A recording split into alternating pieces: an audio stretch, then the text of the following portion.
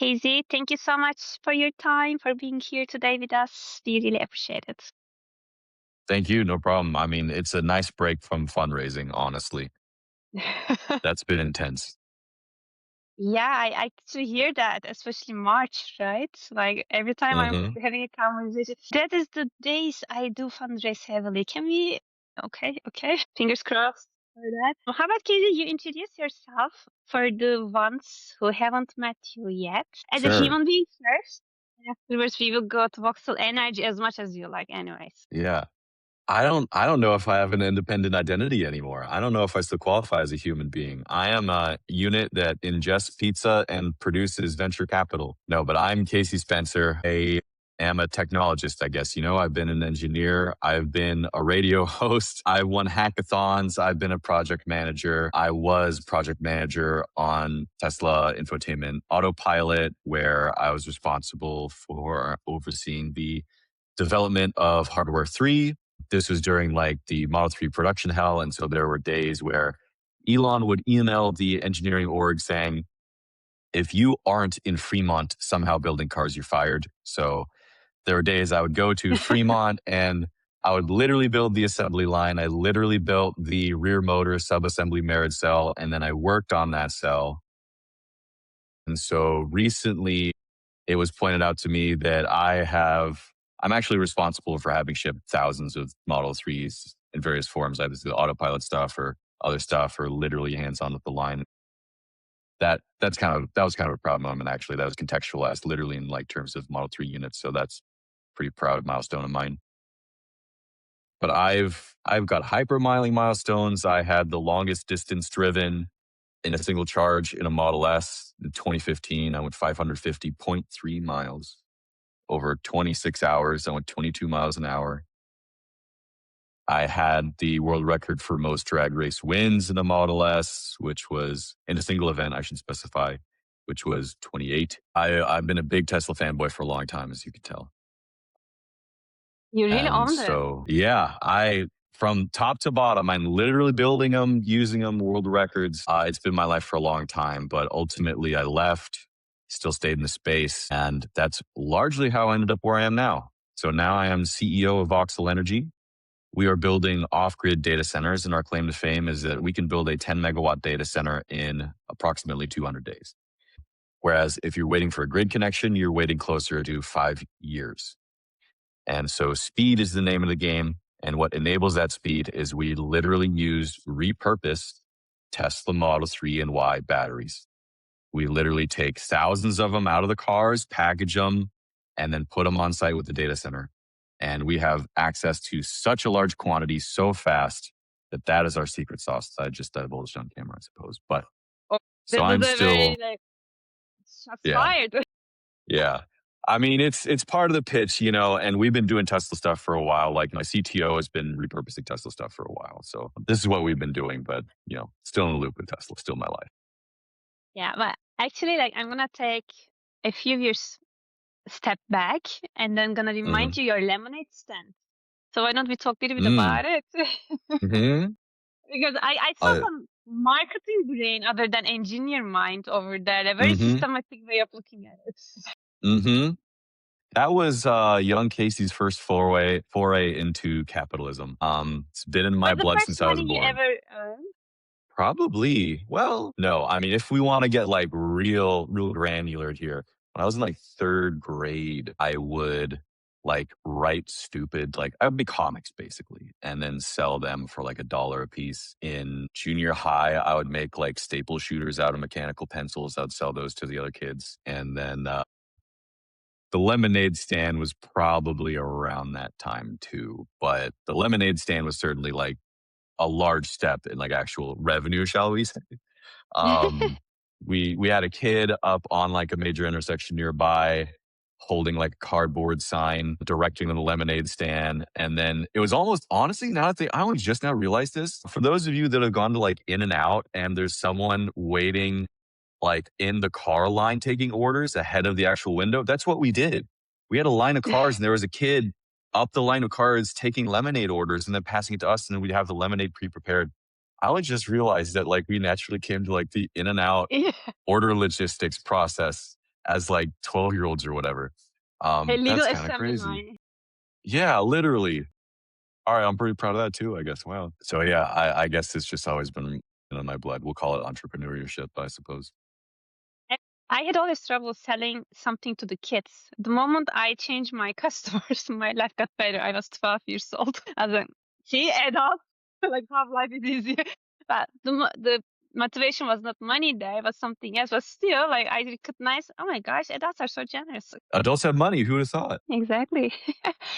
Oh, actually, I really like that story when you told me. That's why I just wanted to share it publicly to see the human part of it. Because when I check your background, you had done multiple things, and the common denominator is always like self-doubt and a little bit of excitement. It feels like if it doesn't excite you, you don't do it. And another highlight is also you're the first person ever who answered my question of what's on the when you book the slot to talk. And your answer to my what's the I think my question is like more like the what's one of the books that made an impression on you? And then you were like hackathons. And like, tell me where does Mm-hmm. this come from? The love of hackathons. Also, you pulled the very first hackathon for the community colleges, and Mm-hmm. it turned out to be really a successful one. Mm-hmm. Yeah, it was pretty successful. Yeah, I mean, I took your question to mean what's been impactful. And I mean, like going right to the logical conclusion there, like that's hackathons. If it weren't for hackathons, I very literally wouldn't be where I am now. I first learned of them in 2014. I was going to a community college at the time. Always been an entrepreneur, I guess, always been a technologist. And I didn't have a community yet. I'd been doing all this stuff in a vacuum largely. Like I'd been building Mm. drones since before you could buy them. I'd been building drones since like 2009, 2010. And like I said, I didn't have a community. And so I joined the community college robotics club thinking, oh, this is robotics club. These are like real engineers. They're going to know way more than I do. And that just wasn't the case. I was teaching them a thing or two and I became like the drone guy. And That's how you took the lead on the robotics club. You ended up leading the. I did. Yeah. I technically was never president. I think the first like I was like vice president or like secretary or something, but largely just didn't want the responsibility. But another member there emailed or probably not emailed. It's like I think it could have been Facebook Messenger at that point or something. Send me a message saying, "Hey, we're going to Hack Tech in January. Do you want to go?" And I had no idea what he was talking about. And he said, it's a hackathon. I still had no idea what he was talking about. And so he said, hackathons are where a bunch of college students go in one place and they hack on the thing over the weekend. And there are prizes and like there's a lot of stuff to do. And I, again, was super apprehensive. I was thinking, again, they're going to know almost so much more than me. There's like real engineering students and like I'm just a dude. But we go there. And again, drones are unknown at this point, which is weird to think about. But even 2014, you can't buy them. You have to make them. Total unknown thing. And so I walk in and Hack Tech, this took place in a large open space in the Santa Monica Mall. And it felt very warehouse, a lot of concrete. This was like an unprocessed like storefront. I don't know. But it was large. There was like over 1,000 students and engineers there. And I walk in and I'm holding this drone. For those in the know, it was a DJI Flame Wheel F450 for those that know The what that is. Chinese ones, right? Yeah. It was, so it's what made DJI. Like DJI made components for enthusiasts and then just Mm. packaged into their own drone. And now they are. But it was a kit with pre-made components, some of my components. But anyway, walk in holding this drone, this quadcopter, and all eyes were on me because most people had never seen a drone at that point. Again, weird to think about now, but most people never seen a drone in real life. Most people probably didn't even know what a quadcopter was at that point. Not that long Mm. ago, but that's how rare they were at the time. And so I walk in, all eyes are on me. Felt like I was in a movie. Made me nervous at first, but then I sit down with the team. People start talking to us. We go through the hackathon. I help some other hardware companies. Someone else was playing with like a little toy thing, like a toy RC helicopter type thing. I helped them with their thing. I got a scar because I accidentally turned on the motors and it tried to take off. I was holding it down. I tried to unplug it, and one of my fingertip clipped the spinning prop, and blood everywhere. Did it So recover that was fully, or fun. you still have the Yeah. memory? Yeah. No, no, no. It was just a little nick. It's a little nick on my knuckle here. Okay. But a lot of fun, barely slept, bacon donuts. Alexis Ohanian was there. Donald Glover was there. The founder of Activision was there. Directors from Microsoft were there. So I felt like a rock star for the first time in my life. And like, this is when like being in tech made you a rock star, like 2014. Like nerd Mm. culture was very in. And like, I'm not like Donald Glover was literally there and tweeting about the event. And he was saying, oh, I'm going to have my own hackathon. And Alexis Ohanian, co-founder of Reddit, was there. I got pictures of him and he's trying other people's like projects and whatnot. So ultimately did not place, did not win anything, but my life was changed and I was obsessed because what a community, what a funnel, what validation, working with other people, recontextualizing my own capabilities within that community, accessing opportunities, both in terms of, again, community, but also professionally. And that hackathons are all I did from that point for years. I became a mainstay in the community and eventually won that same year. So CalHacks 2014, October 2014, I won the first CalHacks with mind controlling that same drone. And I don't want to go on too long, I suppose, but the same Oh, good. friend that invited me to, I mean, I'll keep going until you tell me to stop maybe, but the same friend that invited me to Hack Tech said, okay, you know, now we're going to CalHacks. I'm in LA at the time. And he said, I'd love to introduce you to some friends of mine that are doing a brain computer interface. Like that's their shtick. That's what they love doing. And like, maybe we could control your drone with our brains. And I was like, maybe. I'd gone to a few hackathons between the first one and then CalHacks and hadn't won anything yet. Kind of discerned that I was trying too hard. I was caring too much and I was focusing too much on the prizes, on winning. And so I determined, you know what? It's a free bus ride up to the Bay here, up to Berkeley. I'll just get a ride to the bus from UCLA and I'll ride up. I wasn't even sure if I was going to bring my drone because it's a Mm. lot. Like, it's not just a drone. I have to bring spare batteries, spare props, the controller, The electronics. luggages are actually, they might seem small, but Yeah, it comes with the luggage. it's quite a bit. I brought in a big cardboard box, and I was like, "Do I even want to bring that? If I'm going there just to hang out, do I even care to bring that?" I was like, "You know what? I'm gonna regret it if I don't." And so I brought it. It's in the seat next to me up on the bus. I have a picture of it, and I meet them. They're saying, "We want to control your drone with our mind. We can make it happen." I was like, "You know what? Sure. If it works, great. If it doesn't, I'm gonna have a good time." And so we're working on that. I'm meeting people, I'm mingling, I'm doing some like for anyone in the hackathon community, stackathon stackers, snackathon snackers, you already know. And I'm calling back to like, oh my God, 12 years ago. Oh my God. And so they're working on the brain computer interface. I'm handling the drone side. What we end up doing without like getting too deep in the weeds is they have an open source brain computer interface called an OpenBCI. They make a k-nearest algorithm, k-nearest neighbors algorithm, where you go through training mode, you think left, you think right. And so now this reference algorithm knows what your brain looks like when it's thinking left and right. And then during the actual process, it will constantly be trying to, like, I don't remember how many times a second, I think like in the hundreds of times a second, it will try to discern whether or not it looks more like your brain is thinking left or right. And then once it makes that determination, it then goes through an Arduino that converts a signal left or right to PPM, which then communicates to my analog RC radio that's connected to a trainer port that just allows for external connection over like a certain sawtooth PPM pattern, which then controls the drone. So as far as my RC controller goes, it thinks there's another controller giving instruction. That other Mm. controller was ultimately someone's thought. And so there's a video of this of one of my teammates with all these diodes all over his head. And he's just like completely zoned out, focusing. And you can see Left, on my right. radio, literally, you can see on my radio, which shows like the signal input. And He's focusing and he's slowly saying left, left, left. And then the drone will eventually do this. And he goes right, right. And it does this. And the accuracy was honestly pretty good. It wasn't perfect by any means, but it was definitely better than just 50%. We weren't just flipping a coin. It was at least 60 or 70%. Um, and so that was great.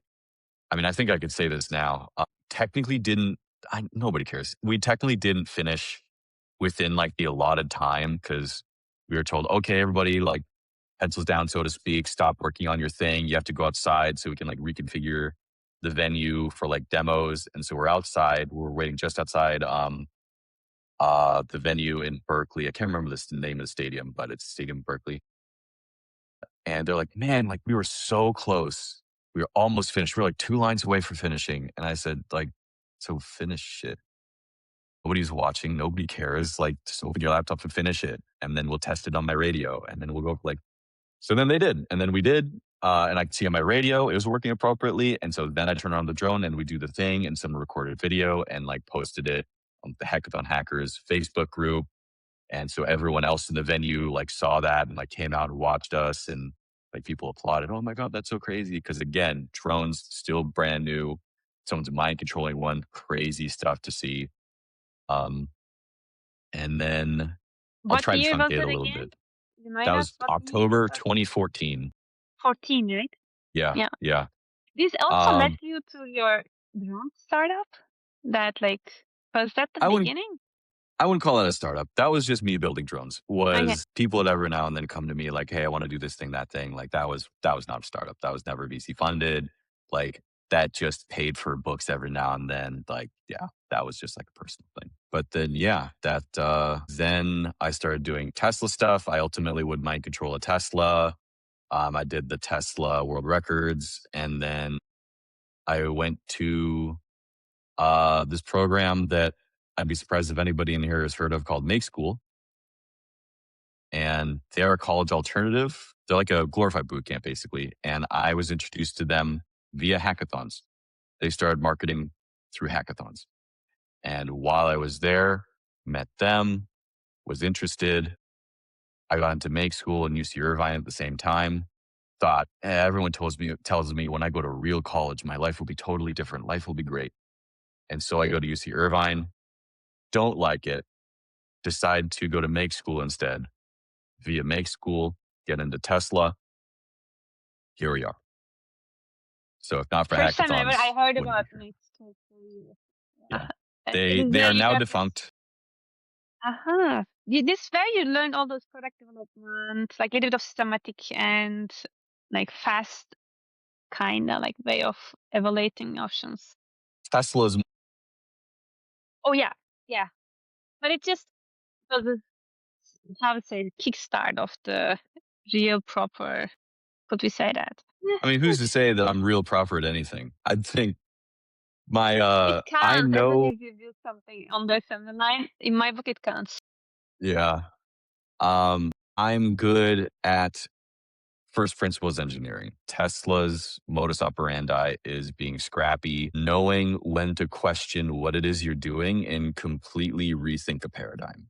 Um, if there is a problem that you're facing, question how you got there, because it could be that you're focused on fixing this problem, whereas the system that put you in front of the problem itself might need reworking such that you might not need to solve that problem to begin with. And that's what led to a voxel. If the grid interconnection is the problem, then the best grid connection is no grid connection. No, weird And guys. so that's the foundational principles in basically everything I do at this point. Yeah, but also like it is you still do something. Some of the folks out there are like looking like this, like, huh? Is it a long-term solution? Is it a real solution? Is it something like he tries to take the opportunity in a way? The window is open, and then let's just leverage as much as we can. Perhaps can you just give us a high-level voxel energy, like just to remind our listeners, what are you guys trying to do? What are you trying hmm to achieve? And then we break it down to the components and then try to understand how you do it. So as I just said, data centers, no grid connection. We deploy 10 megawatts in approximately 200 days. I'm pushing for 150 days. And if you're anyone else, national average for that size is like 5 years. There are $3 trillion worth of data centers slated for construction by 2030. Half won't be made because there just won't be the energy availability. A lot of people are going all in on things like diesel generators. Well, now diesel generators have a multi-year wait list. Okay, now natural gas. Well, there's only so much natural gas. And so we're kind of running out of natural gas pipeline connections. And so what's available and what has the capacity to maintain production level are solar panels, wind, and the batteries we leverage. If you're anyone else and you're trying to get batteries in enough quantity to sustain build outs this big, you're going to producers like CATL, and they now also have like a 2-year wait list for appreciable size energy installations. I think And even wind doesn't count anymore because they are all booked out till 2030. I'm not mistaken. All the blades are all just booked out. all the blades. There you Yeah, go. and how many companies are building that and on the earth? Not many. Handful, like Yeah. 4 or 3, if I'm not mistaken. I I was so know shocked when I heard about that. This is that the truly larger manufacturers of turbine blades, for whatever reason, are being really precious about their production numbers. I think the rationale is they don't want to increase production capacity or change their production methodology for fear of compromising the product. But given the demand, it's an odd choice to not do that. But I'm not overly familiar with their thought process. All I know is it is very difficult to actually make the vanes for the props in a turbine. And so that's what's really stifled the numbers for those. But as far as the batteries, there are tens of gigawatt hours available of salvage EV battery packs. And so the idea for us is we know how to leverage those Tesla batteries. My CTO's prior business was in converting vans to electric using crashed Model 3s and Ys. So he literally pulls out the Tesla stuff, the motor, the battery, some other components, puts into the van. You have an electric van. And so he asked me a while ago, like a year ago at this point, he said to me, vans are cool, but I'm just turning cars into cars. There's a better use for this energy capacity that's out there. And so back in napkin math, you know what's consuming a lot of energy? It's data centers. And so we ascertained that given the pipeline he already has and the technological advantage he already has, we don't repackage that battery pack. We literally leverage the technology that's already in the pack as far as the power conversion system, the battery management system. We can build that quicker than anybody else, cheaper than anybody else, and we have access to batteries that nobody else has access to. And so we could build Is a it data center literally in the days. origin story? Like you guys Yeah, were like, that's it. yeah, where do we need energy most? And then oh, there you go, data centers. Mm-hmm. And how about your third co-founder? Then how did he also got into the loop? So I met Max, the CTO, in a Tesla hacking community. That's when Max started the van company. And then Evan, our COO, met Max through a mutual friend of theirs because that friend told the two of them that they are basically the same person and they should hang out. And so they did. And then Evan went on to work with Max on that van conversion company. And so we all kind of intermingled through the conduit of that van conversion business that Max started. Okay. Well, Casey, I recently heard a conversation about one of the executives of Microsoft Energy who spent his time all about data centers. I forgot the name, I don't recall. And what is it? He seems your model, not the proper way of handling it, like not a long-term thinking. And what is it that he's missing and you guys are covering? He might be thinking specifically about battery production numbers, availability, maybe battery health, longevity. It could be a million things. Maybe he's thinking of the land it takes. Maybe he's thinking, oh, if I want to build a 10 gigawatt data center, then I couldn't feasibly use solar. And technically speaking, physically, could you? Sure. Is it a good idea? Debatable. But if I want to build a 300 megawatt data center with solar and battery, you can. And in fact, Intersect Power, who builds those in California, was recently bought by Google for $4 billion. And that's exactly what they were doing. They were building hundreds of megawatt spec data centers built with solar and battery. They were using Tesla Megapacks, which is Tesla's solution for stationary industrial storage. But now Tesla has a multi-year wait list for those batteries. So all of these resources, no matter where you go, are somehow constrained. Truly what's available now is solar and these repurposed batteries. And that's like the key to our speed. So we could very feasibly build into the hundreds of megawatts, even gigawatt. There it's feasible, but there we'd literally be getting into world record solar installation sizes. But honestly, my philosophy is so what? Records are meant to be broken. If you tell me, oh, that thing's really, really hard isn't impossible. And you do a few and that recontextualizes what it means. Like if you told me that 20 years ago, the South African dude would be launching and landing rockets every single day and making space accessible, no one would have believed you. But then once you do it regularly, that just establishes the new status quo. And so there's a status quo and it just needs to be reconsidered.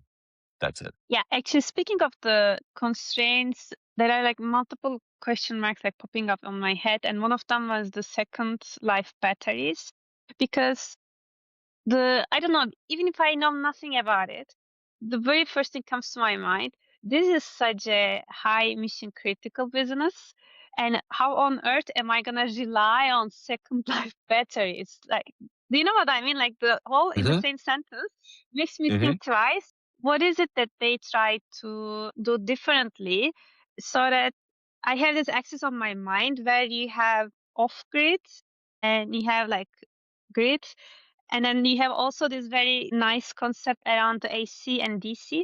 So this is like AC and then DC first. So you're at the ideal corner, right? At the top. So you're off grid and DC advantage, which comes with those batteries. But help me understand, even when I run GPUs, in the very first 2 weeks, 10 to 15% are like failing. And the spikes are so extreme.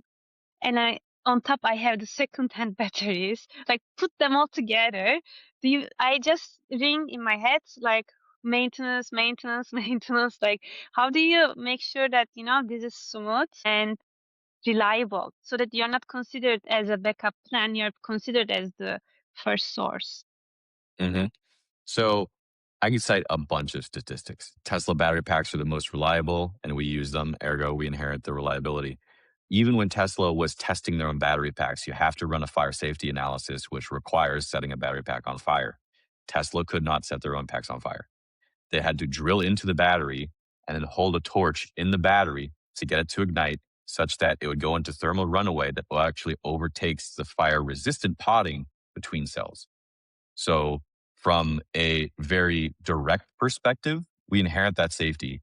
From a certifications perspective, it is a little bit different in that car batteries are certified in different ways than stationary batteries. And so we're going through that certification process of our own accord with our battery design. That's happening now, in fact. So we'll get those certifications. So they'll meet the same standards as anyone else does. So then it comes down to a matter of perception.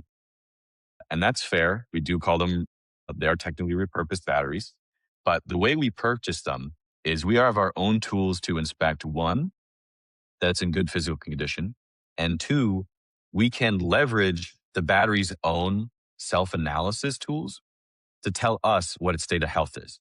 So if it's at a good state of health, then we want it, we buy it. If it's not, we don't. It's as simple as that. So we're already getting certifications. There's already a factor above that of Tesla certifications on the batteries. And we have our own tools for ascertaining state of health and current condition. So these are the best batteries in the world, both in terms of packaging, weather tolerance, thermal management, chemistry, rigidity, performance. And from a data center operations perspective, there's such a thing as like these massive spikes in energy drain. If I'm working at a more traditional data center that's connected to the grid and I anticipate there's about to be a massive training spike, I literally have to call the utility and say, we're about to hit a massive load. I need you guys to give us as much power as you can, almost like we're in the Titanic and you're calling down to the engine room. We need more power.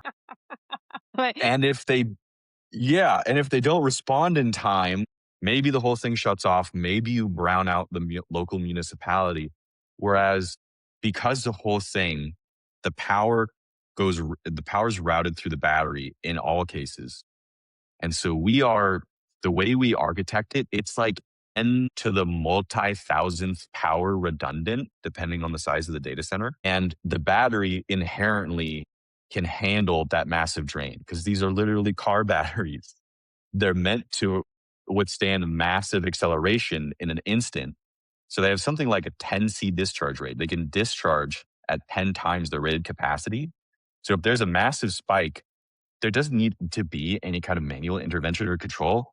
The batteries just accommodate for that energy demand, just inherent to the chemistry.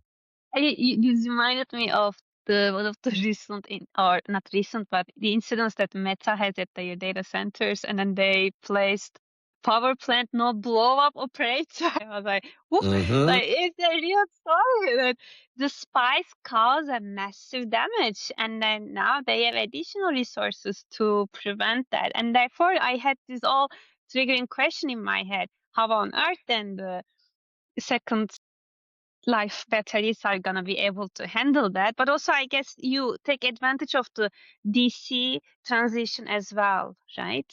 Mm-hmm. The whole thing, yep. DC microgrid, since we control the entire stack like we're a vertically integrated power solution, everything's DC. DC from the solar, DC through the battery, DC into the GPU. It all operates on DC. People architect with AC basically just because it's what's status quo. People control different components, and so they design their components in such a way that it adheres to an expected standard. But if I'm controlling that entire vertical, I can control that standard and make it DC. Again, it's the Tesla way of going about things.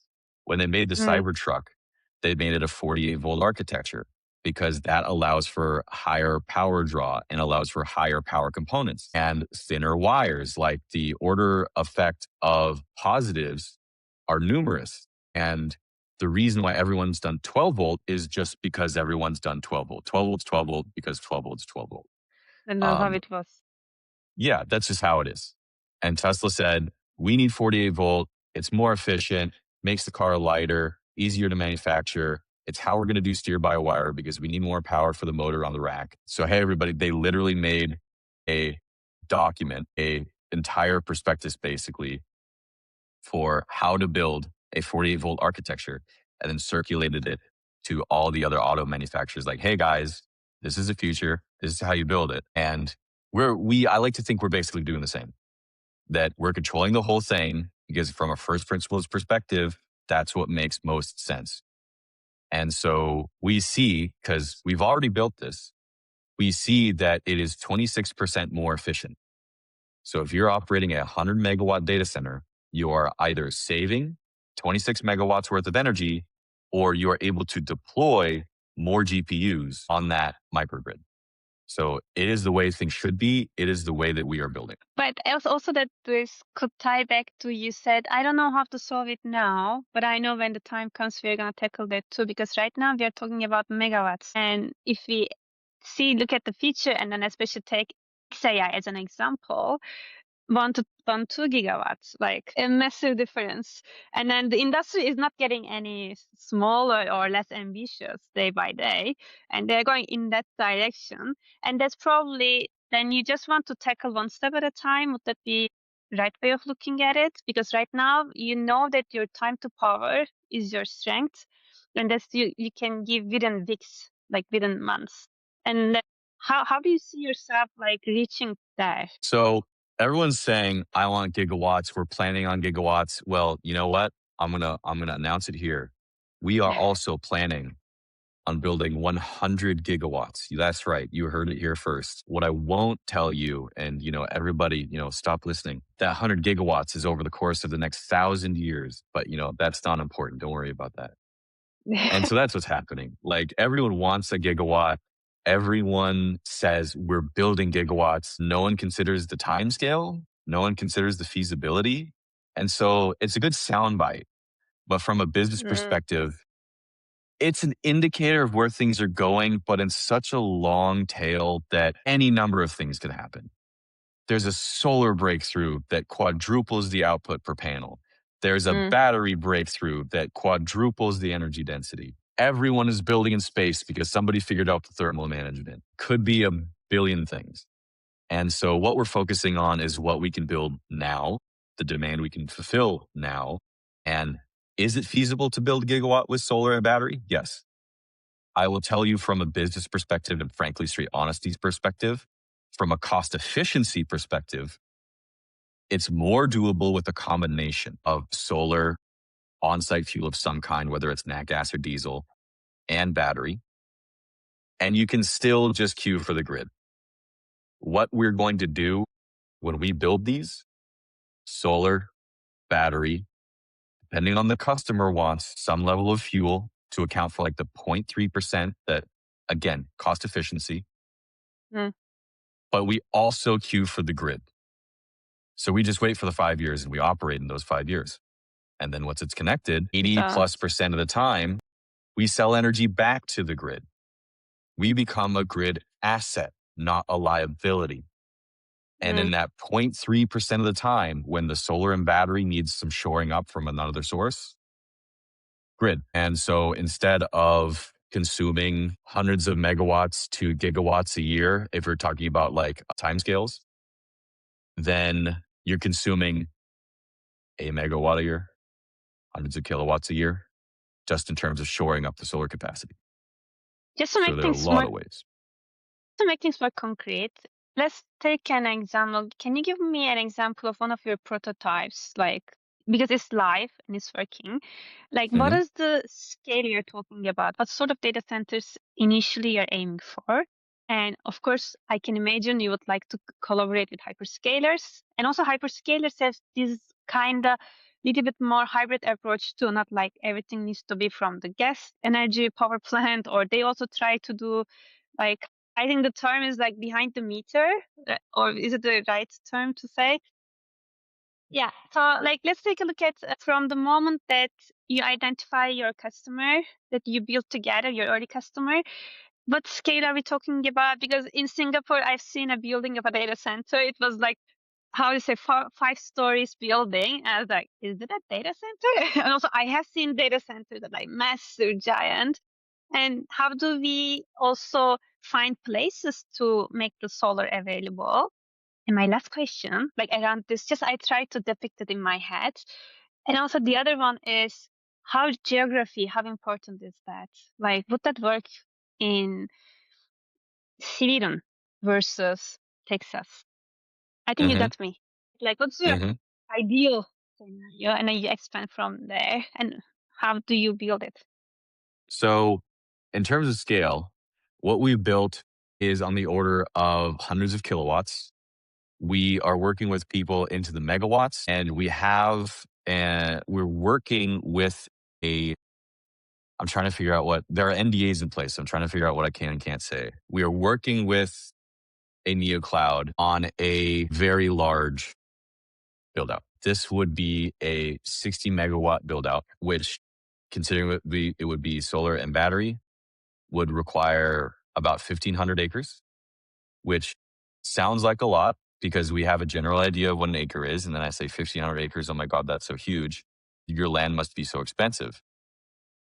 We previously got 600 acres under contract for a prior project. Guess how much it Mm-hmm. costs to get that 600 acres under contract? Just for the audience, how big is 600 acres? Just to be able to visualize it. Um, how can I don't think I can use a banana for scale for that. I have a picture of a concept data center. How can I quickly bring that up? What would the unit measure mean? You know what? Let's Google that real quick. So I know that like this is kind of like an international stage. So should I say miles or kilometers? Kilometers, please. So you can go with miles. I'm familiar, but Yeah. the audience So is really mixed, like half US, half rest of the world. yeah. So 600 acres is 2.5 square kilometers, if that helps, maybe a little bit. Stadium-wise, you can just say how many stadiums. Let's say how many. Stadiums. I mean, stadiums vary in size too. There needs to be a standard of unit of measurement for this, and then I'm going to make something else, and then no one's going to know what that is either. That's fine. I'll just let them Google. I Yeah, let them Google. 600 acres.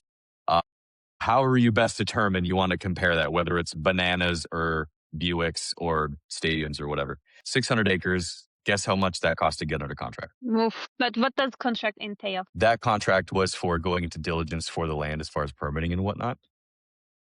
Hmm. So that was the purchase process. Guess how much it cost to get under contract? Purchase the land for the data center and then Hmm. be able to operate the thing on that. Yeah, Yeah, to altogether. get under contract, to get it, to start the permitting process. Yep, you Oh, might be overthinking it. yeah, just tell me.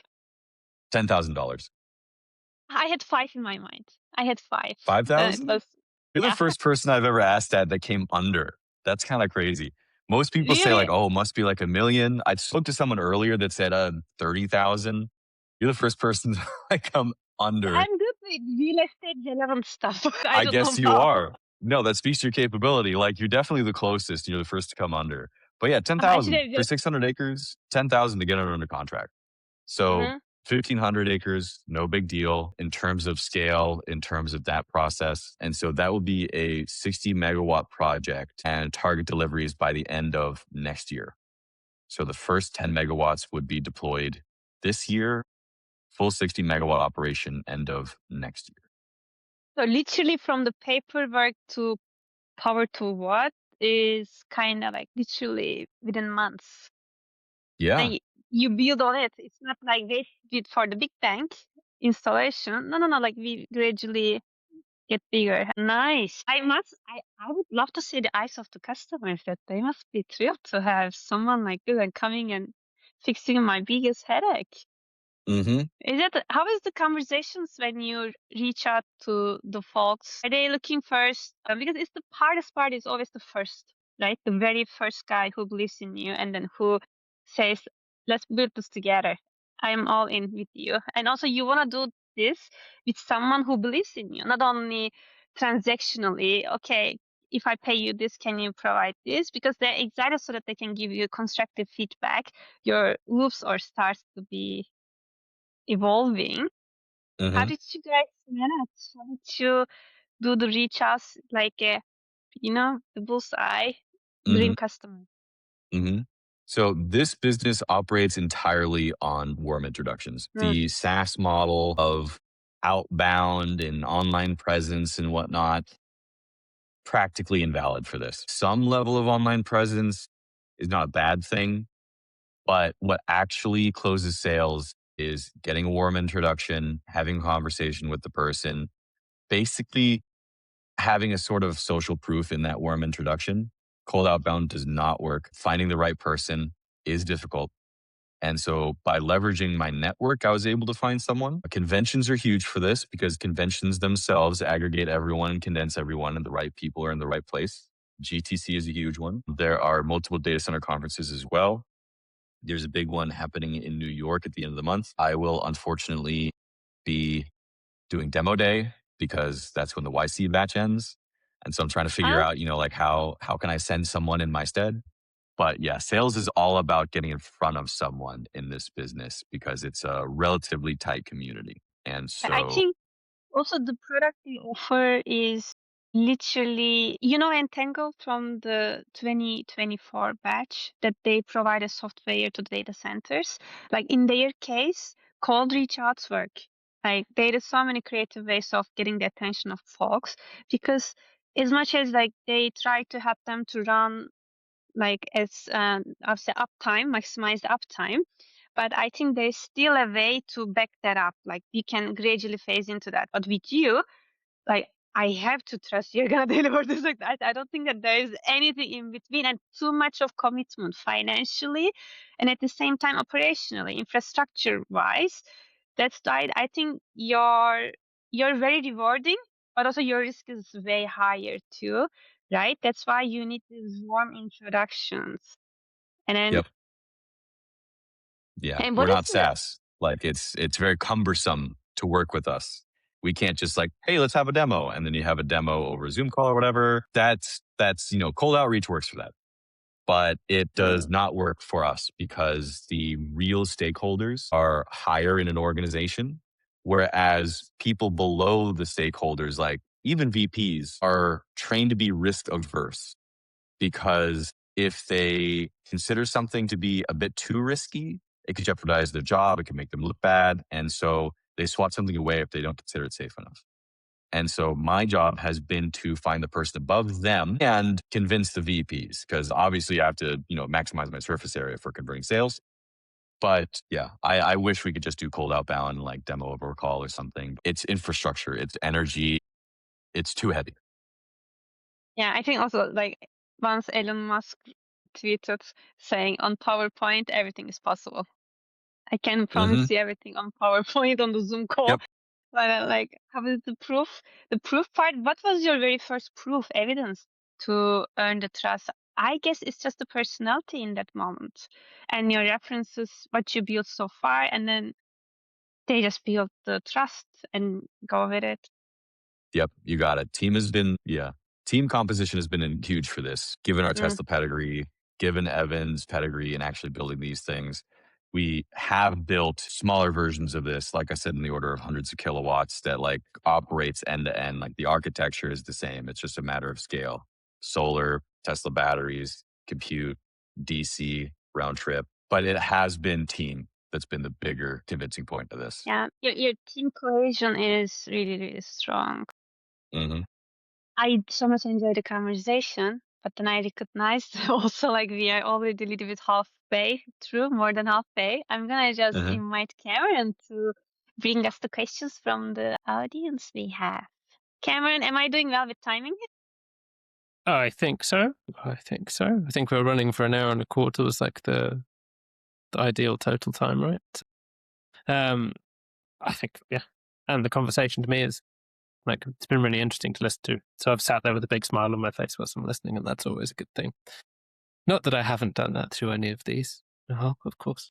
But the good thing is we've also had quite a little bit of back and forth within the questions and the chat as well. Some of them I am going to read relatively verbatim because they get a bit technical. Hmm.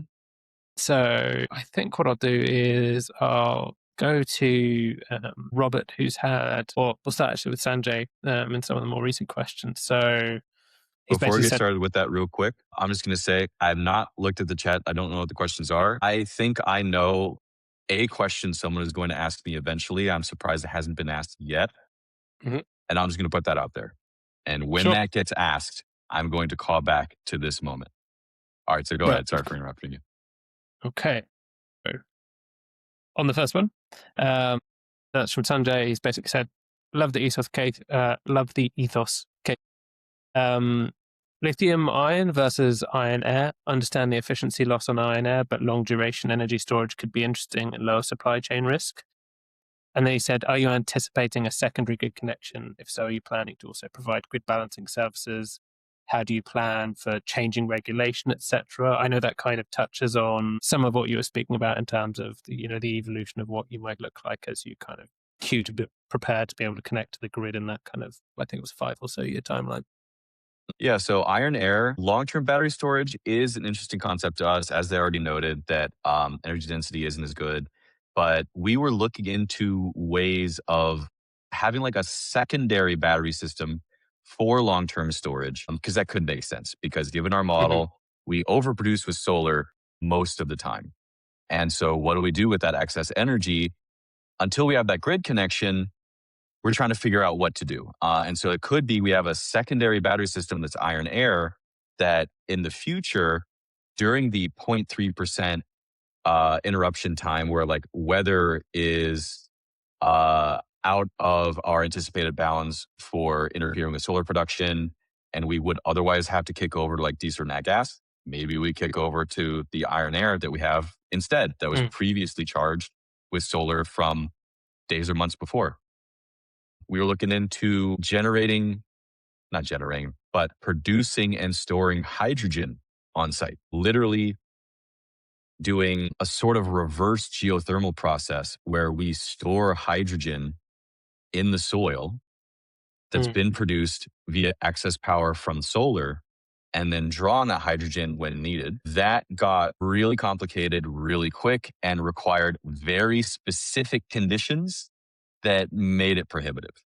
In I can imagine. theory, if we happen to come across like the right plot of land that has the right shoal to accommodate that and the right geographical characteristics, it could be great.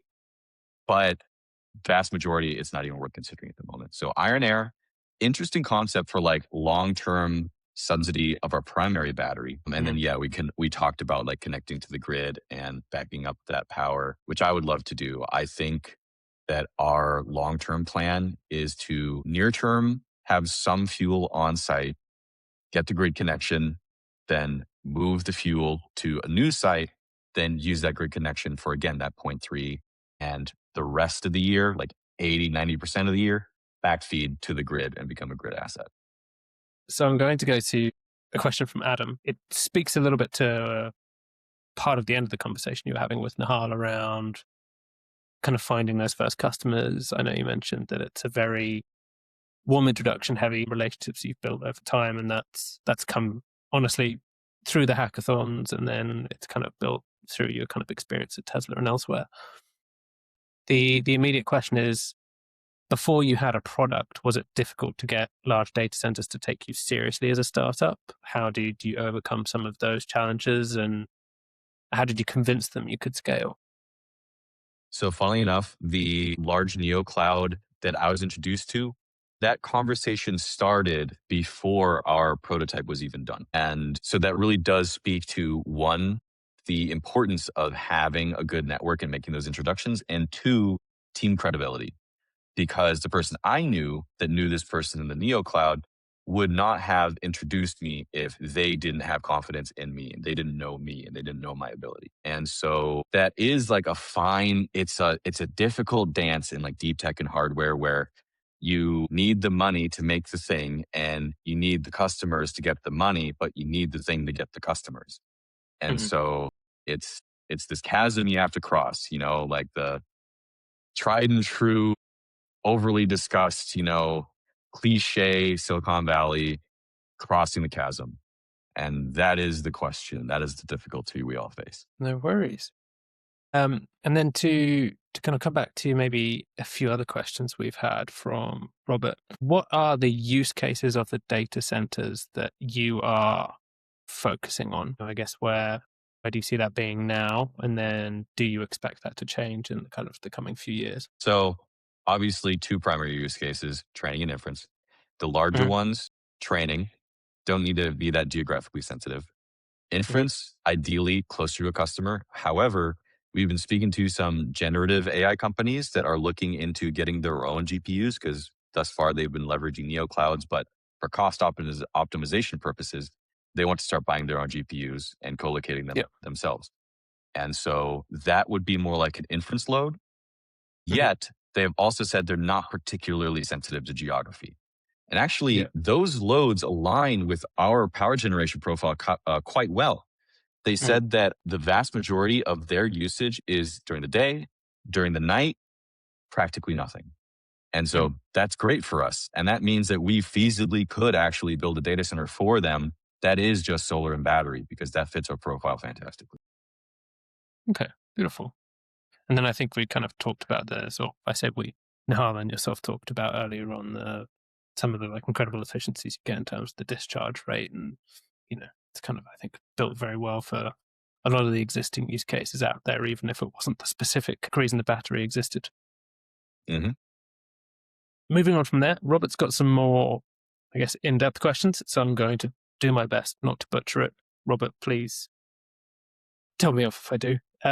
So he said, are you able to give a formula for the dimensions of the PV, BESS, and data center, for example? So is it a 1:1:1 or a 0.8 to 1:1? How large does the PV and battery have to be in relation to the data center? So sliding scale, it depends on a lot. It depends on the specific PV. It depends on the land. It depends on the power draw profile. The biggest contributing factor is locations, the geography. Could you build a data center in like Maine or Michigan or anywhere in the north powered by solar? Technically, could you? Sure. But it would be, I don't need like 2-3x as big at least. Yeah. Because obviously solar radiance is so much lower. Mm-hmm. And so then that contributes to factors including like the actual power draw from the data center itself, cost optimization, blah, blah, blah. So when we go from the cell to the battery to the actual data center, that is a good question as far as like what the actual energy loss is. I'm confident in saying, I do know it's 96%. It's 96% efficient. Whereas your typical AC infrastructure where it goes DC, AC, DC, AC, DC, AC. I think there's something like 5 different transformation points. That is more like 70% efficiency. Yeah, 70% efficient. And that's where the 26% comes from because we still have some loss in the form of 4%. That's why we're not at 100, whereas AC is at 70. So the delta being 26%, that's our efficiency gain. So for us, we're mostly building in the Southwest. Like I said, New Mexico, Intersect Power, who I mentioned earlier, they build in California, which is an interesting choice. I can see why. It's a proximity thing. California, even though it's renewable, even though it's solar and battery, California is really difficult to build in, just generally. Any kind of permitting, California is very difficult. So it's an interesting choice. And frankly, I suspect very primary driver in why Google bought them because they have the approvals for these massive multi-gigawatt build outs for solar in California. And so the permitting alone gives them like a multi-year head start on anyone else that's building California specifically. New Mexico, other states, completely different story. Texas, practically a free for all. And so in that 1,500 acre site I talked about with 60 megawatts, vast majority is the solar panels. The actual data center site itself, I couldn't really give you a particularly accurate space claim for what that will be as far as acreage, but vast majority solar panel. Definitely at least 80%. Okay. That makes sense. And then I think another kind of question that came from whilst you were answering that was potentially Robert seeking a clarification, which is, so if you had to put it in terms of megawatts, how much is the data center, how much is the PV, and how much is the energy storage system? Sure. Oh, let's see. That 60 megawatt data center would require an approximate, depends on the lot. There's an NDA, so I'm going to have to give you a range. Don't want to get you in trouble, so yeah. I'll give you a range. It's between 600 megawatts and a gigawatt of solar. Okay. Robert, we're going to leave it at that and you can figure out the rest. And then I think also just a kind of a comment from a few people as well, just that they're really bullish on, some of the architectures that we're talking about. And I think there are some, some of the competitors and there've been some comments about that, but I think I'll avoid that for the context of kind of getting into the nitty gritties of, between this company and that and, where there may be sensitivities around what everyone's doing as well. I think from my perspective, it's just been really interesting to understand your journey and see how it maybe wasn't conventional in terms of the make school versus kind of traditional college route. Somebody went into education like a little bit later, did a gap year that turned into 10 years at work and then went back and did some more education. Kind of makes me feel a little bit better about, some of my choices, which is nice. But I think it's a good reminder that not everyone's built from the same cloth. And it seems like you really were able to find your people along the way. And honestly, the brain control of the drone thing blew my mind. That was just such a cool story. If you can do that for the beard, man, I mean, then it will just be like one of those things you keep on seeing on like TikTok where you put your head in the weird thing and get a haircut, which I completely don't trust or think is real. But I control clippers just make the morning a breeze. Yeah. I saw a video recently of like a petri dish containing a bunch of human neurons controlling Doom. Wow. And that's very much literal mind control of a thing. Absolutely. Yeah. So the next couple decades are going to be real interesting between AI and where we're going with neural interfaces. Kind of a part of the motivation in what I'm doing not a great software dev. I was a software dev for like 3 months. That's how I got into Tesla, actually. I entered as a software engineering intern.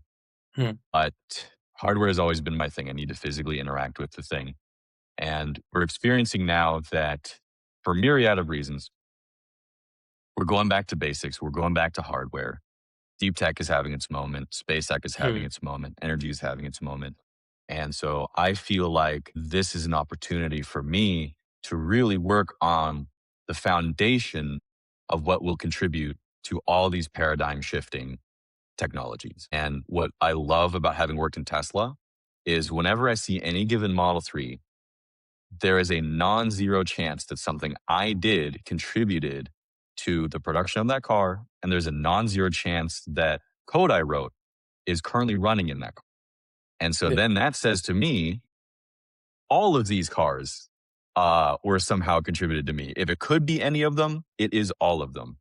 And so that's the way I look at this opportunity with energy. There is a chance that any given AI could have been trained in one of my data centers.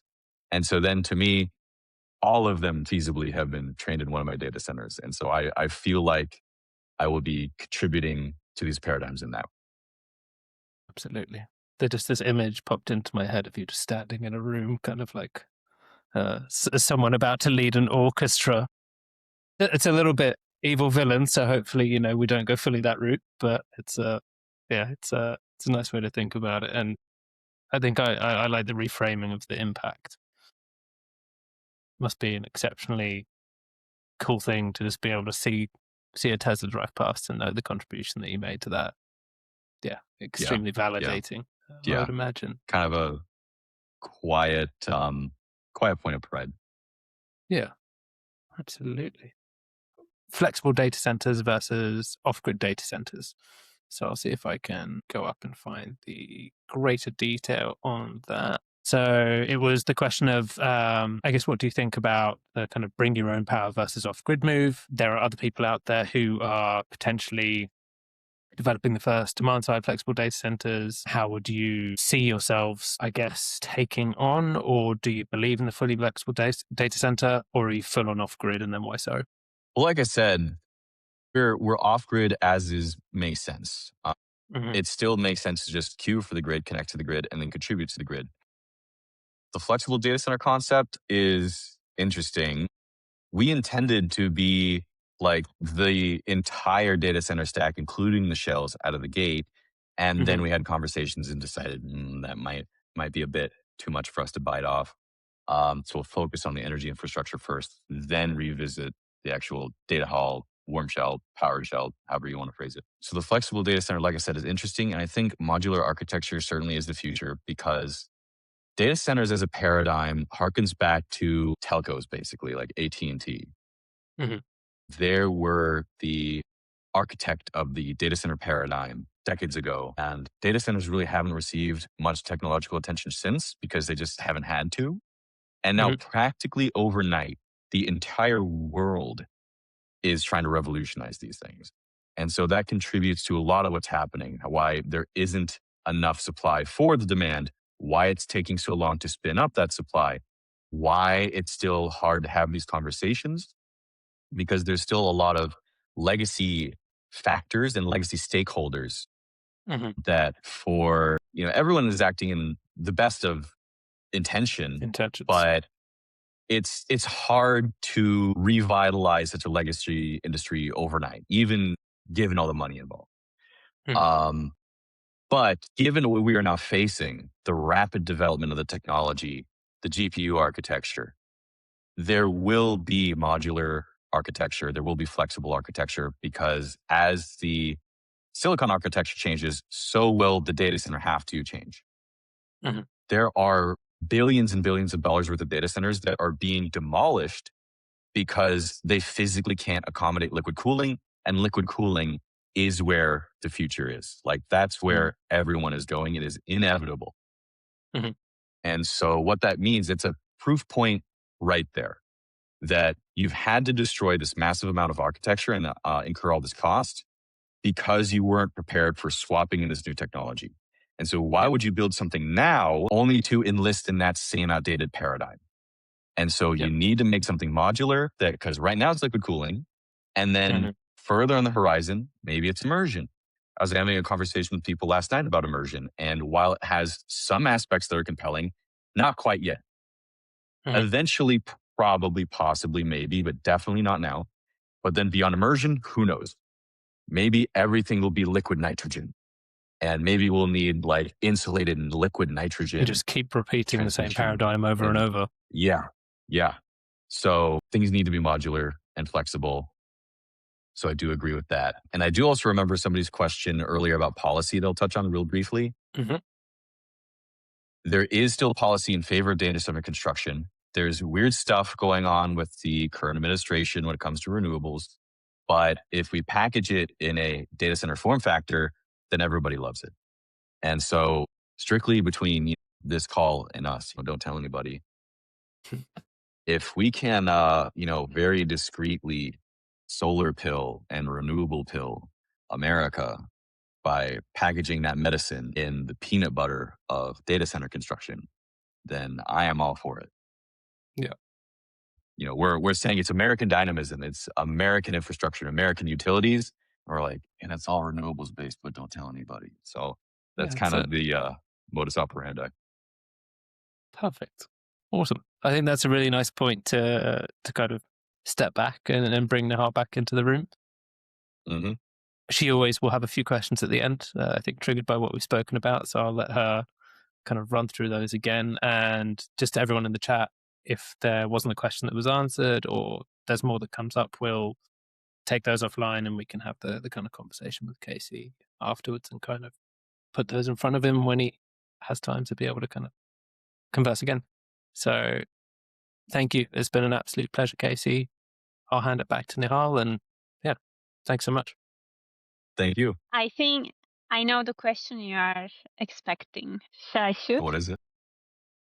Well, it's good that I have my time and Cameron is having conversations, reflecting the audience.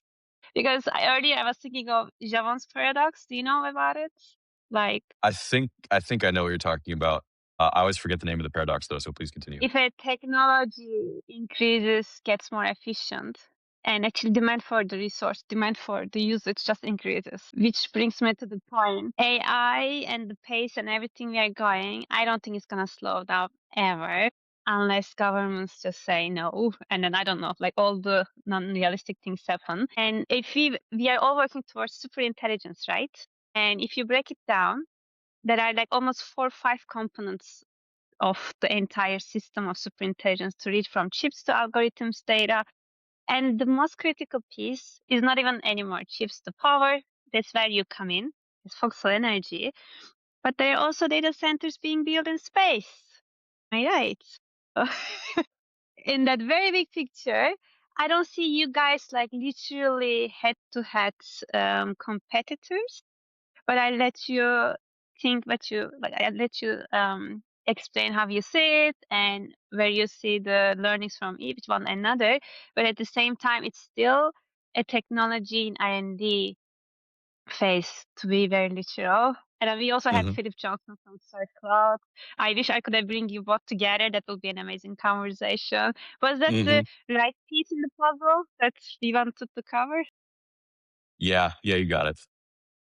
Practically every single day, and I'm surprised it took this long to come up, is data centers in space. But before I get to that, as far as like the demand for it, it's definitely not going down. It will never reverse. It will never go negative. There will never be an empty data center from now until infinity.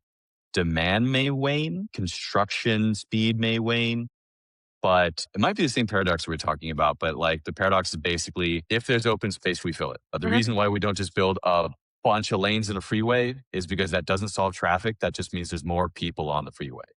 The actual rate of traffic speed doesn't change. And so that's why I honestly don't really worry too much about competition, because there's enough demand to go around, and frankly, there always will be. And so then going to data centers in space, Philip's a really cool guy. Spoke to him briefly. He's really accessible. He's like really helpful. Obviously also went through YC. Yep. I'm really curious as to the thermal management. because, and he's spoken about this, you two spoke about this a bit, you can't use convection cooling in space. Like there's no medium to take heat from here and move it over here, because on Earth, that's done with air. Ultimately, that's done with air. Liquid cooling, the loop goes through a radiator that has copper fins, and the fins are exposed to air movement. The air wicks away the heat from the surface of the radiator. You cannot do that in space. And so you have to radiate. And so can you radiate heat in space? Yes, but the surface area is immense. And so for a while, I dismissed entirely. Like, I'll be honest, I dismissed entirely because I thought that's ridiculous. Like, the amount of resources, the engineering for that is ridiculous. It won't happen. And then in conversations I've had with people from my thing, people say to me, aren't you going to need a ton of land? And I said, yeah, so what? And they're like, that's ridiculous. That's a huge amount of land. It'll never happen. And I said, it just needs land. So what? Okay. So just because it's ridiculous doesn't mean it's impossible. There are differences. We'll have our same challenges. Like for us, the huge land means a lot of transmission cable for the solar. For him, the huge radiators means a lot of coolant, pump relays, exposure to like space debris. And I know that he answered he's far enough away that like there really won't be much, if any, space debris. But the surface area for the radiator, I do wonder if that would even be bigger than the solar panels themselves. And then my concern becomes, if you're trying to radiate away heat, but your radiant surface area is exposed to your source of heat, i.e. the sun that you're using to power the operation, if it's 20 megawatts in, it's not 20 megawatts out anymore. It's 20 megawatts in plus the heat you're trying to radiate out. And so it compounds. And so I'm wondering what his thoughts are on that. And again, like the radiator size. Honestly, the solar panel size, not that big a concern for me. There's someone in my YC batch that's making like mechanical structures for like reinforcing the rigidity for those solar panels. And so maybe they'll collaborate. I don't want to speak to their business too much, but it's the radiators. It's the thermal management that has me most curious. Have you ever heard about this super ambitious project where they try to shrink down to shoebox for the data centers? Like that's the very extreme ultimate. I should have a little bit dig into that, but as you say, I think even sky is not the limit anymore. Like you just need to think through and then take the first possible piece of the puzzle, and then the rest is gonna continue because this is not gonna stop, as you just said, and there will be people like the Star Cloud team, like Voxel Energy, that these people know their craft, let me put it this way, because their IP is very valuable, and what you have in your hand is also very valuable. It's not just a commodity that tomorrow a hyperscaler is going to kind of say, oh, yeah, I can do this too. Let me grab my team, build it up, and then we're going to also start doing it. Thank you, Casey. We don't need this already covered. Yeah, I don't think that. So this is more like the direction we are heading at. And then anything you have specialty, leverage that. And honestly, the problems that you guys are tackling is more exciting. I know Deeptech is difficult. I know, but isn't it the best? Because it has such an indirect effect in our lives, like from grandma to the newborn child. Like it is actually the biggest leverage. Then a SaaS, I'm not underestimating. I develop SaaS tools, SaaS softwares too, but like that's great. It makes life better, nicer, more efficient, let's say. But then that the power, I don't know. I find it like fascinating to watch what you guys are both building. Yeah.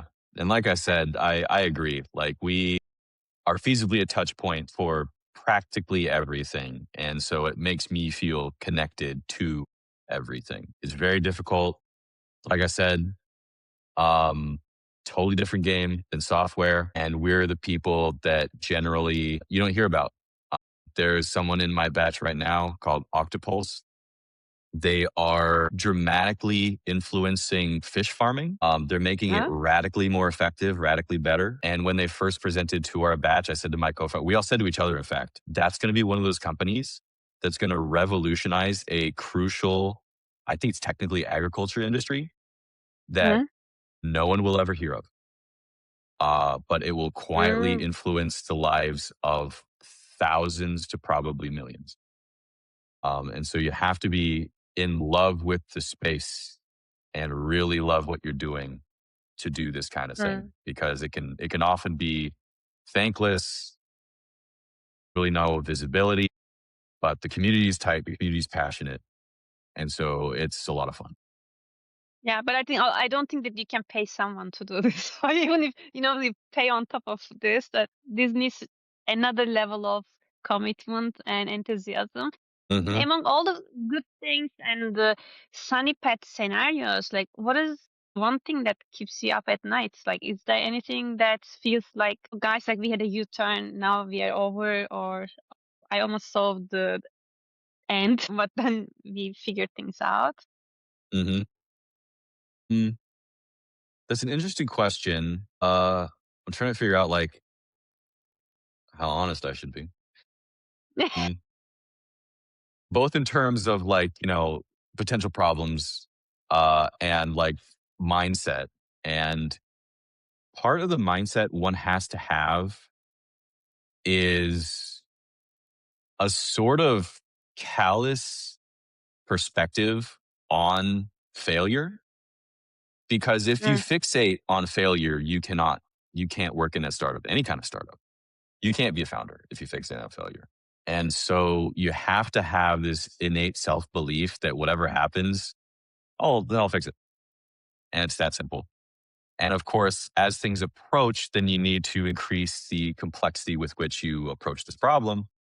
But generally speaking, you have to have enough faith in yourself and your team to know that generally whatever it is that could come across, we'll handle it. It's that simple. It will handle it. Casey, human beings are very interesting. Like, we do believe in things, sometimes they're contradictory with each other. And at the toughest times, it's what you believe. It's not what is rational. It's not what your dad told you to, like a mantra. Like, do you have any sort of these beliefs you hold true, but they contradict with each other? It's funny you said the dad thing, because my dad always described me as consistently inconsistent. And that's kind of like the nature of being. Like one day you're doing one thing, the next day you're doing something different, because you have to be able to adapt. You have to stick to a core thesis, a very core thesis, but how you get to that core thesis has to have some level of malleability, a level of abstraction. So the core thesis for us is energy independent compute. What is the first principles approach of doing that? It's what we're doing. It's the solar and these repurposed batteries, DC microgrid. Okay, well, how do we do that? Okay, well, that comes down to what are our first customers?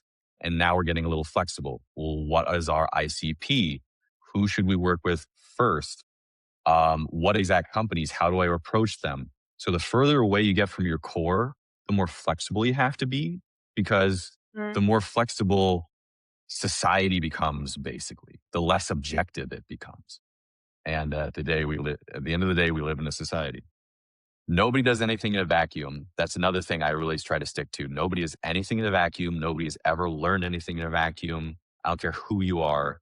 The only way to have ever accomplished anything is if like you spontaneously spawned in the middle of like the Mojave Desert and then taught yourself like bubble sort. Congratulations. You like naturally taught yourself bubble sort. You can't do that on your own. But to do anything significant, like we stand on the shoulders of giants every day. So Oh my God, it's such a delightful conversation. I'm so much enjoying it. Like, I will definitely knock on your door once you guys, how to say, a little bit more progress with your startup and then with your product. There's one thing, it is really not relevant to deep tech, but I'm dying to ask this question. What is your favorite cartoon character? all right, man, we could talk about this for a little bit. What always comes back to me, I mean, if anybody in the chat, I might be aging myself here, but like Ed, Edd n Eddy. I love Ed, Edd n Eddy. I don't know if that was like so much the thing in like Europe. I don't know. That's like an early Ed 2000s and cartoon. Eddie. You have to Google it. Oh man. Ed, and Eddie. What is good about it? I see myself in all three of them, but like Eddie specifically, you have to know the cartoon, but Eddie kind of resonated with me, honestly. And even the way we started this conversation, the miscellaneous things I did in school, anybody that knows these characters, when I say Eddie resonates with me, they get it. They know. If literally anybody in this chat or will ever watch this video knows that, they'll get it. What answers do you Love. typically hear? Because that's an interesting question for like this venue. First time ever, I got so curious. I'm like, I am in a Deeptech conversation. Randomly, I'm gonna just ask him his cartoon. But that's the thing. I don't have script. Like, Casey, I don't have script, so I just Mm-hmm. go into the conversation, and then it's like a jackpot blessing and a Mm-hmm. let's say. So what we're gonna do, we have a little tradition, and I'm gonna invite Cameron. And what happens is our previous guest, right, Cameron, always Mm-hmm. leaves a question for the next person. And before you, we happen to talk to Elias. And Elias is from YC summer 2024 batch. And he has a question for you. So let me read it because this is some I don't memorize. So Elias is saying, what do you think the future looks like in 10 years? What do you want the future to look like in 10 years? Are those two the same? What I think the future will look like in 10 years is a future in which people keep asking what I think the future looks like in 10 years. And what I hope the future in 10 years looks like is a future in which people stop asking me what I think the future will look like in 10 years. No, but I'm completely kidding. I stopped asking those kind of questions. And like I'm really not trying to talk to. I'm genuinely not, because like it's like I know that it like speaks to my perception of the world. Like I do get it, but things just change so rapidly that anyone claiming they know the future is full of it. Especially now more than ever, things change week by week, and so maybe we get some like very strong overarching lines, like Jim Morrison of the Doors predicted electronic music and EDM in the '60s. Because he just went all the way down to what is like the base level of music and where is like culture going. And he called the shot 40, 50 years in advance. Well, maybe 20 if you count 80s electronic. And so where do I see things going? Space is interesting from like a deep tech and like science perspective. Space is really interesting. My very pragmatic perspective is we have enough stuff going on here that we should fix before we start going to Mars. Because as we discussed earlier, building more lanes does not solve traffic. If we go to Mars, now we have Earth problems and Mars problems. That doesn't solve anything. If we don't fix the root cause of the issue, which is us, then wherever we go, we will bring the issues. We will cause issues. And so spreading humanity across the stars is more akin to a virus from like a universe perspective, honestly. But space is interesting. And so I do predict more space stuff will be happening. But I think I'm always thinking similar things. Like, are we done on Earth? Like, but also like sometimes it enables you to fix the problems you wouldn't otherwise happen there to even handle. I find it like, therefore, like if someone, for example, when you were a kid, you were watching Ed, and Eddie, right? And then nobody could turn off the television because you wanted that cartoon. You wouldn't go for another cartoon. I think I sometimes see the same enthusiasm in the founders from space. Like, for example, Skylar, we talked to Skylar Chan building hotels, building a moon hotel. And then I was thinking, there's nothing else exertion. There's nothing else he can think of. There's nothing else that he can motivate himself to go towards. So, like, totally agree with you. But at the same time, probably it's going to also bring some advancements as a side effect, like SpaceX did. Or like, what do you think? Was it more the other Yeah. end And of no, again, like what's happening with space is important. It's good. NASA was important. It's a talking point as far as like government budgets. Why are we putting money into NASA? NASA was important because there were so many knock-on technologies from NASA's development. And so it's the same concept here. Things that get poured into a very specific focal point when it comes to space then has this trickle down technological effect when it comes to things that are more immediately applicable. And so that is important. I'm a big fan of that. It's just for me, I go straight to what is the end result. Let's say tomorrow, space exploration is a thing. I can go to a spaceport, I go wherever I want. How does that fundamentally change the human condition? I don't know that it does, because we as humans will not have changed. And so, and that is a very admittedly heady thing. Even what I'm doing, there's a case to be made that does it not?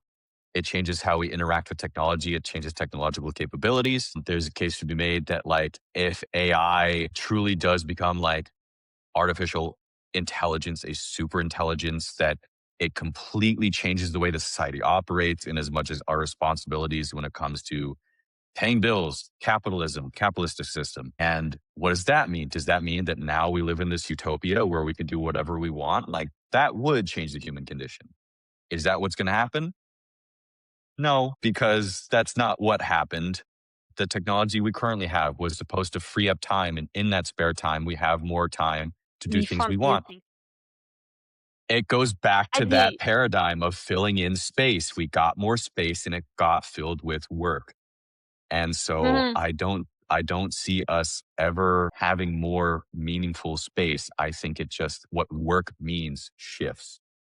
The only difference is that right now the pace is so incredible. We achieved things that took us decades to figure out. And then if you miss like 6 months, 3 months of model developments, boom, yeah, all of a sudden behind the curve. That is the thing that is adaptation. I think adaptation is gonna be the key problem, and meaning, because things are gonna get easier. Like, see, building a product is not an issue. One person can just build in almost zero cost. But now, what are you gonna build is the issue, like the thinking, and then like really having the taste. And taste is overused in a way. If you didn't have that hands-on experience on the assembly line, I would be curious to watch you now, like because this is where the hot spot is. Like you can really get burned very easy. I also worked in production in like production engineering. So this is the heart of the thing. So you need to figure this out real time. Like I don't have a chance to say, write a ticket, come back tomorrow. No, the line stops.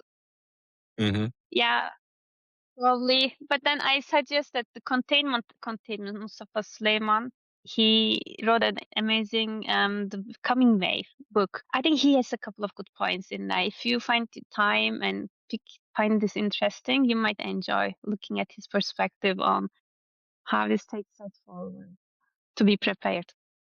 Can I get this book in the form of a hackathon? We started with the book, we end up with the book. I cannot promise for this, but I can ship it to you if it makes your life easier. Here's what I'll do. I will ingest the book digitally and then I'll ask an AI, can you present this to me in the form of a hackathon? And we'll see what happens. Let us know how that will go. Mm-hmm. Mm-hmm.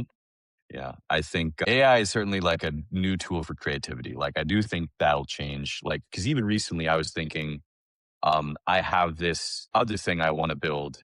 And it occurred to me that with AI coding tools, I could just build that now. And it's not like, because, years past, I'd have to do a lot of research in like ideal architectures and how to start and how to make sure that there's proper code security and blah, blah, blah, like set up an environment, all these things. And to an extent, you still have to do that to a degree. But if I wanted to just start playing with it and just see what happens, I can just do that. I can just jump in and make like a real quick prototype. No problem. Plain language. And so that is definitely what excites me about AI. So as far as like humanity's future, where are we going to be in 10 years? I hope we have like a creative renaissance.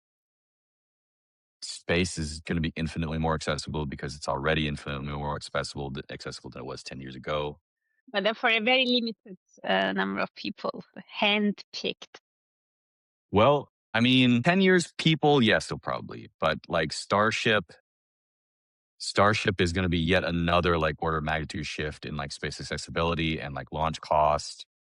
But then, of course, it comes safety and like, it's actually still really hard to have life support in space. So all kinds of things happening, still, yeah, fairly small people go into space. But I mean, if even like 1,000 people are going to space on a regular basis, then that's still like a dramatic shift in what we're seeing now. And then maybe in 20 years, that becomes more like 100,000. And then 30 years, a couple million. Mm. That seems actually somewhat feasible. Life support's hard, like I said, but larger scale, 30 years, going to be a real different society and a real different planet. I'm excited to see more brain-computer interface stuff, neural interface stuff. I think Yeah. that will be the true paradigm shift in society. Mm. But I think honestly, that's even harder than space, because as long as you're okay with whatever you send to space being destroyed and like deorbited and burning up, whatever. But if you're developing on the human brain, there will never be lower stakes than a human life. And so that's an incredibly difficult barrier to cross. But this goes back to the hackathon, right? The brain computer interface with the drone, always been a huge passion of mine. And you're That's what we're talking about like 12 years ago. It's not like, if you say last week I had this hackathon, that will be now not a big surprise moment. But that's why Cameron mentioned, like, it blew my mind. And then you said like 12, like it's about 12 years ago, literally 12 years Mhm. ago. Yeah, exactly. But also regarding space, if I have budget right now, I ask myself, do I really want to mess up with my body? Because people heavily underestimate what it takes to go there and then stay there. Like, but you have all the risk of eyesight, heart problems, and then you're coughing dust when you're back. Like astronauts are going through so many post like after they come back. And not everyone is like, oh, I'm again 100% here, physically available. And the Mhm. trainings it requires to prepare you to that. I have never been that blindly in love. You know what I mean? I think these are Mhm. the things we don't talk. We talk that, yeah, okay, let's go to and let's take a look at Word from there. Agree, amazing, super exciting. But who is preparing me for it, and who can reduce my risk of health? Because I don't want to come half blind. I don't know, maybe Mhm. I'm too pessimistic on this one. And with the Yeah. mess up with the gravity and my understanding of the balance. I don't know. I read a huge article about the astronauts, the difficulties that they had after they arrived from the missions. I was like, they must be really passionate about space to go through all of Mhm. those. Yep. So then you get into, well, if we're truly going to be and interstellar species, then like we need to have space stations with artificial gravity, because we truly would not be able to go very far through or out the solar system without that. And again, I come back to, but why? Like it's either for resource acquisition or finding of new planets to colonize. And in either case, like if we're colonizing planets, great. We got problems there too, in addition to Earth.